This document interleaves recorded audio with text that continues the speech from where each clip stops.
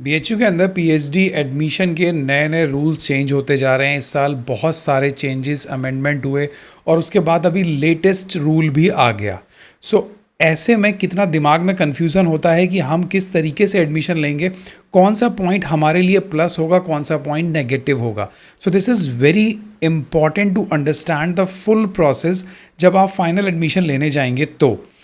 आज के इस वीडियो में we'll discuss each and everything, क्या चेंजेस थे and currently what challenge you have to face.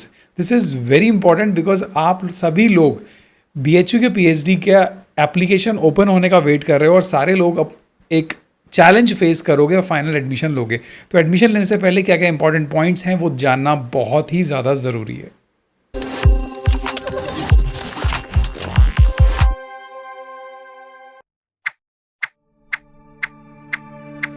BHU के पीएचडी एडमिशन प्रोसेस को बहुत ही डिटेल में और बिल्कुल सिक्वेंशियली स्टेप बाय स्टेप समझते हैं।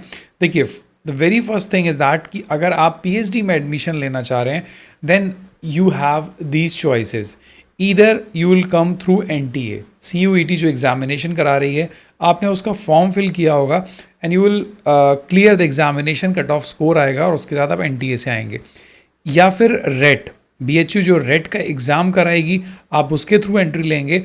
और जो थर्ड कैटेगरी है एनटीए एग्जाम्प्टेड और you can say a rate exempted, जो लोग JRF हैं, जिनके पास फेलोशिप है, गेट है, DST की फेलोशिप है, जितने भी एग्जामिनेशन नहीं देना चाह रहे हैं, वो जो डायरेक्टली इंटरव्यू देना चाह रहे हैं वो इस कैटेगरी में आएंगे। ये तो हुए सारे मोड जिसके थ्रू आप एंट्री करेंगे। देखिए, फाइनल एडमिशन प्रोसेस के अंदर you have to face 3 major challenges. The very first जो हम लोगों ने डिस्कस किया, या तो आपके पास नेट होगा, नेट के साथ JRF भी हो सकता है, बहुत अच्छी बात है। किसी के पास अपनी अलग अलग फंडिंग होगी डिफरेंट फंडिंग एजेंसी से, इधर in form of project, NFSC, NFOBC, बहुत सारी फेलोशिप्स हैं। आपके पास वो होगी। या फिर you will qualify the NTA PhD टेस्ट, जो NTA एग्ज़ाम कंडक्ट कराने वाला है। या फिर आप BHU रेट का एग्जामिनेशन देंगे and you have an score card. ये तो हुआ फर्स्ट चैलेंज जो आप सभी लोगों को क्रॉस करना होगा ही होगा। एंड फर्स्ट चैलेंज जो है यही सबसे बड़ा चैलेंजिंग है, जिसके पीछे प्रोटेस्ट हुआ 18 दिन तक और बहुत सारे रूल चेंज हुए। चलिए सारे रूल्स को समझेंगे और क्या रूल था और क्या चेंज हो गया ये जानना बहुत ज़रूरी है। ये जब आप क्वालिफाई कर लेंगे तो सेकंड आता है एकेडमिक परफॉर्मेंस इंडेक्स। ये भी मैं आपको लास्ट में बताऊंगा कि क्या मैटर करेगा आपका API बनाने में। एंड जो थर्ड है marks obtain in the interview, that is the third challenge. Now the very first challenge जिसके ऊपर पूरा प्रोटेस्ट और हंगामा चल रहा है कैंपस के अंदर, वो था ये, जब NTA एग्ज़ाम कंडक्ट कराएगा तो NTA एक स्कोर देगा, fine, that is completely fine, और उसको देना भी चाहिए बिकॉज वो एक कॉमन टेस्ट है। तो वो कॉमन टेस्ट है, वो आपको एक स्कोर देगा, परसेंटाइल देगा, जैसे कि नेट देता है, UGC CSIR नेट देता है, वो आपको मिल जाएगा। यूनिवर्सिटी ने डिसाइड किया कि जो भी आपका स्कोर होगा उसको कन्वर्ट कर देंगे 50 में, बिकॉज वो स्कोर NTA ने दिया है तो उसको कन्वर्ट कर सकते हैं, that is perfectly fine, because ये नेशनल लेवल का सिंगल एग्जामिनेशन होगा जो सारे ही स्टूडेंट देने वाले हैं। जो फर्स्ट रिजोल्यूशन यूनिवर्सिटी ने लिया था, UACB बोर्ड ने, वो यही था कि आपके जो भी मार्क्स होंगे that will be divided by 8 और एक स्कोर आ जाएगा 50 का, जिसके थ्रू जितने भी लोग NTA के थ्रू आने वाले होंगे कैंपस के अंदर BHU में एडमिशन के लिए, उनको वही काउंसलिंग के प्रोसीजर में फॉलो करना होगा। दैट्स कम्प्लीटली फाइन और ये रूल सब कुछ एक्सेप्टेबल था। सब लोग एग्ज़ाम देंगे, एग्ज़ाम देने के बाद स्कोर आएगा, फाइन। सेकेंड रिजोल्यूशन जो था, जो कमिटी ने लिया था, दैट वाज जो लोग नेट और JRF स्कोर होल्डर्स हैं, डिफरेंट एजेंसी मींस कोई JRF है CSIR का, कोई UGC का, कोई DBT का, DST का, ICMR का, अलग अलग फंडिंग एजेंसी के JRF होंगे, नेट होंगे, तो उनको कैसे इवेलुएट करेंगे? उनके लिए इन्होंने एक लोकल परसेंटाइल स्कोर निकालेंगे एक नॉर्मलाइज्ड प्रोसेस से, but that process was not disclosed. ये चीज़ कहीं भी नहीं बताई थी कि उसको आप कैसे कन्वर्ट करेंगे, बिकॉज जब उनको 50 में कन्वर्ट किया, जो लोग एनटीए का एग्ज़ाम दे रहे हैं जिनके पास नेट नहीं है, जेआरएफ नहीं है, तो उनको 50 में कन्वर्ट किया, तो डेफिनेटली नेट और जेआरएफ वालों को भी कन्वर्ट करना पड़ेगा, तभी तो एक बैलेंस होगा, एक यूनिफॉर्मिटी आएगी सिलेक्शन प्रोसीजर में। सो यूनिवर्सिटी ने बोला था कि हम उसका एक ग्लोबल परसेंटाइल स्कोर बनाएंगे डिफरेंट एजेंसी का, but is that correct? My answer is no. Reason being, UGC के अंदर हो सकता है 1 लाख बच्चे बैठे, 5 लाख बच्चे बैठे, सीएसआईआर के अंदर कम बैठे, डीबीटी के अंदर और कम बैठेंगे, आईसीएमआर में जो स्टूडेंट अपीयर करेंगे वो और कम होंगे। सो डेफिनेट सी बात है, परसेंटाइल स्कोर वेरी करेगा, कितने लोग टॉप कर रहे हैं, कैसा लेवल ऑफ एग्जामिनेशन है, बट हमने क्वालिफाई किया है तो हमारे पास फेलोशिप है, मगर डिफरेंट फंडिंग एजेंसी के, तो आप कैसे नॉर्मलाइज कर सकते हो स्कोर का? इसीलिए इसको नॉट एक्सेप्टेबल करा, लोगों ने प्रोटेस्ट किया कि नहीं, आप ऐसे नहीं कर सकते। थर्ड रिजोल्यूशन एक्सेप्ट हुआ पब्लिक से, स्टूडेंट ने एक्सेप्ट किया। तो जो थर्ड रिजोल्यूशन था वो ये था कि जो नेट और जेआरएफ के स्टूडेंट्स हैं, जो लोग डायरेक्टली इंटरव्यू देने वाले हैं, उनको एक मार्क्स दिए जाएंगे, एडिशनल मार्क्स, वो जुड़ेंगे एपीआई के अंदर जो एकेडमिक इंडेक्स बनेगा उस कंपोनेंट में ऐड अप होंगे। सो जिसके पास नेट है उसको 2.5 मार्क्स एक्स्ट्रा मिलेंगे, एंड जिसके पास जेआरएफ है उसको 5 मार्क्स एक्स्ट्रा मिलेंगे। डेफिनेट सी चीज़ है, because apart from their 10th 12th UG PG they have put an extra efforts to get the net and JRF, सो उनको एक एडिशनल 5 और 2.5 मार्क्स मिलेगा, एंड ये अभी भी एक्सेप्टेबल है, पब्लिक ने भी इसको एक्सेप्ट किया। अब प्रॉब्लम कहाँ पे आई? जो फोर्थ रेजोल्यूशन इन्होंने किया था उसमें ये था कि ये हर एक सीट पे 10 कैंडिडेट्स को बुलाएंगे। सो अब अगर जिनके पास नेट और जेआरएफ है, आप उनका नॉर्मलाइज कर दे रहे हो स्कोर, और सिर्फ 10 लोग को बुला रहे हो एक सीट पे, और जो 2 सीट होंगी तो additional 5 students only. So what about the other students who have qualified NET and JRF? This is very problematic issue. सो ये रूल की वजह से बिल्कुल भी एक्सेप्टेबल नहीं हुआ स्टूडेंट्स को, और स्टूडेंट्स ने प्रोटेस्ट किया for 18 days. This is a very long protest, and you cannot believe I have seen this protest from my eyes. आग जल रही है, वीसी ऑफिस के सामने धरने हो रहे हैं, बहुत टफ था, सारे स्टूडेंट्स खड़े रहे एक साथ। तो ये जो दोनों रूल थे ये बिल्कुल भी एक्सेप्टेबल नहीं थे, इसको चेंज करने का डिमांड था। और पूरा देखिए, प्रवेश नियमावली के खिलाफ 18 दिनों से धरना जारी, कुलपति जल्द ले सकते हैं बड़ा फैसला। तो ये सारी चीज़ें डेली होती रही, बच्चे गुस्सा करते रहे, बंद कर दी यूनिवर्सिटी के गेट्स, एक्सेट्रा एक्सेट्रा।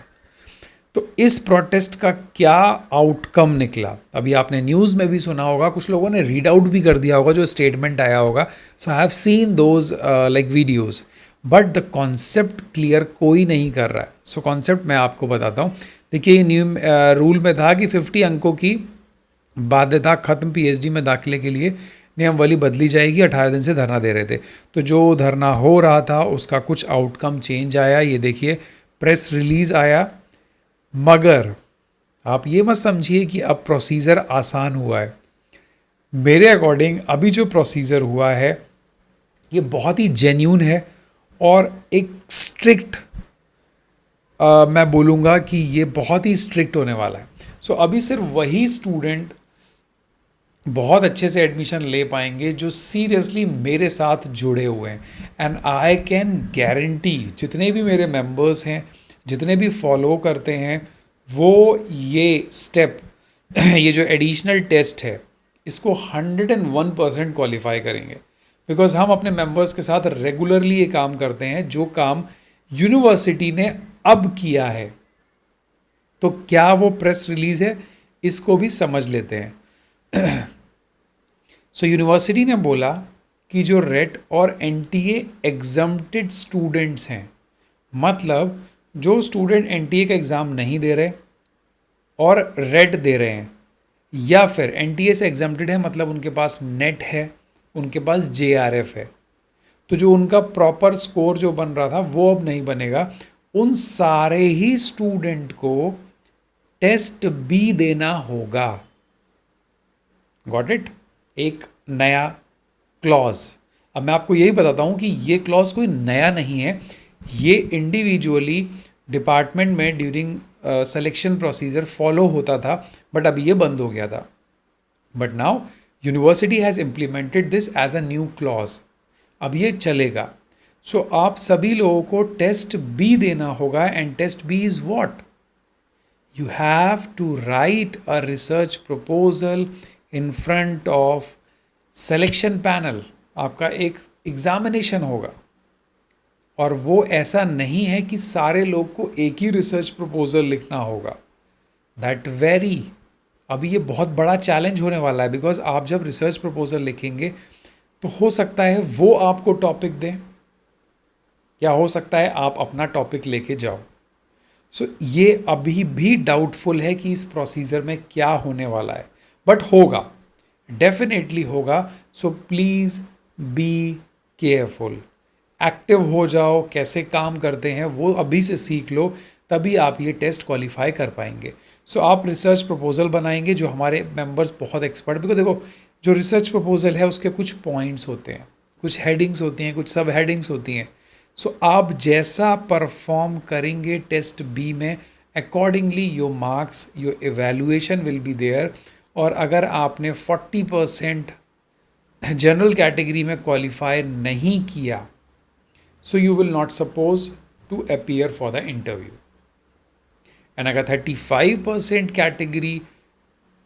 कैटेगरी वाले स्टूडेंट ने क्वालिफाई नहीं किया, तो वो लोग भी इंटरव्यू में अलाउड नहीं होंगे। सो जो 50% बन रहा था, एक सीट पे 10 बुला रहे थे, अभी ऐसा नहीं होगा।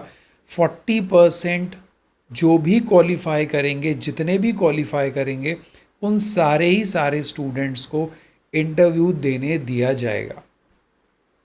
So this is the best part कि सबको मौका मिलेगा, otherwise they are not giving the chance.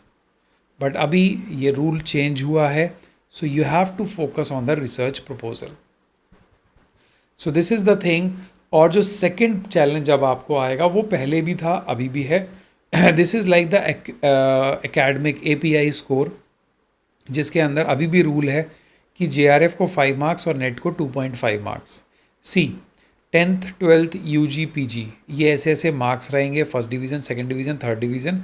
और जो एक्सटर्नल फेलोशिप होल्डर्स होंगे, जैसे कि नीचे बताया, JRF हो तो 5 मार्क्स, बट यहाँ नेट का पहले नहीं था।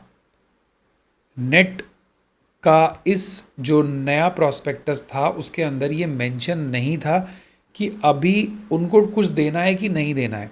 But now 2.5 marks will be given to all those who are NET qualified. So overall 25 marks will be there for academic score. उसके बाद लास्ट स्टेप होगी इंटरव्यू। ये आपको फेस करना होगा, ये बहुत इंपॉर्टेंट है, और डेफिनेट सी बात है इसके अंदर भी प्रपोजल्स पे क्वेश्चंस होंगे, मेथोडोलॉजी पे क्वेश्चंस होंगे। इसकी हम तैयारी रेगुलर करते हैं अपने मेंबर्स के साथ। So now the things has been change. This is the press release जो निकल चुका है, और बहुत ही जल्द ये फॉर्म्स आने वाले हैं, जिन फॉर्म्स को आप फिल करेंगे, ईदर रेट और NTA एग्जम्प्टेड, और I can say a rate exempted. So now please be careful किस तरीके से इस चैलेंज को फेस करना है, जिससे कि आप इसको क्वालिफाई कर पाएँ। ये जो नए अमेंडमेंट्स आ गए हैं, इससे रिलेटेड जिसको जो भी डाउट हो, आप टेक्स्ट करो, टेलीग्राम ग्रुप पे ज्वाइन करो, और BHU में एंट्री करनी है, कोई नहीं रोक सकता। बस मेथड्स चेंज हो रहे हैं, but you all are fabulous, you all know how to tackle these types of challenges. So thank you so much for watching and giving so much love and response from your side, so that I am engaged, regularly engaged for you. So thank you so much for your comments, for your love, for your support. Bye bye. Take care.